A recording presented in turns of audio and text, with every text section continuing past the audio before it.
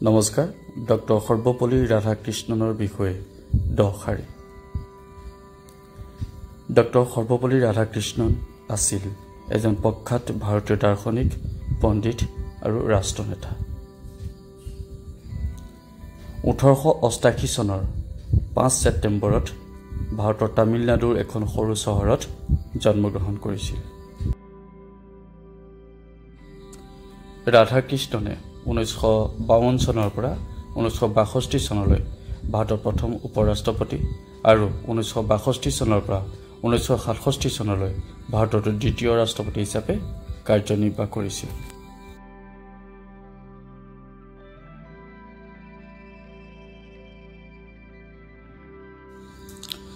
Doctor Radhakrishnan ভাৰতৰ লগতে বিদেশৰ বিভিন্ন বিশ্ববিদ্যালয়ত অধ্যাপনা কৰা এজন বিশিষ্ট শিক্ষাবিদ আছিল।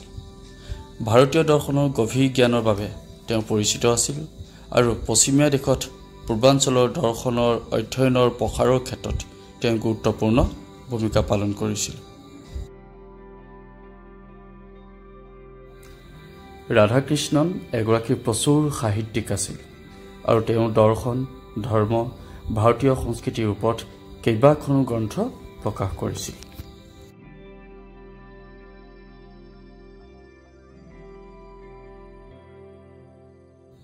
তেওঁ শিক্ষাৰ প্ৰবল সমৰ্থক আছিল আৰু মানুহৰ মাজত জ্ঞান আৰু বুজাবুজিৰ প্ৰসাৰৰ গুৰুত্বৰ ওপৰত বিশ্বাস কৰিছিল। সমাজলৈ আগবঢ়োৱা অৱদানৰ বাবে ৰাধাকৃষ্ণনে 1954 চনত ভাৰতৰ সৰ্বোচ্চ অসামৰিক বঁটা ভাৰত ৰত্ন বঁটা লাভ কৰিছিল। তেওঁ নম্ৰতা, প্ৰজ্ঞা আৰু বিভিন্ন সম্প্ৰদায়ৰ মাজত শান্তি আৰু সম্প্ৰীতিৰ প্ৰসাৰৰ বাবে নিষ্ঠাৰ বাবে পৰিচিত আছিল।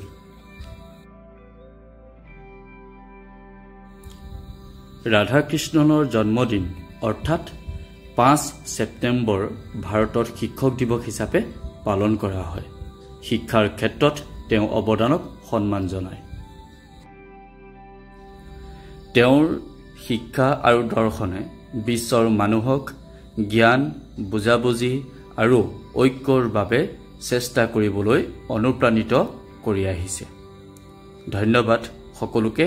শিক্ষক দিৱসৰ শুভকামনা যাচিলোঁ।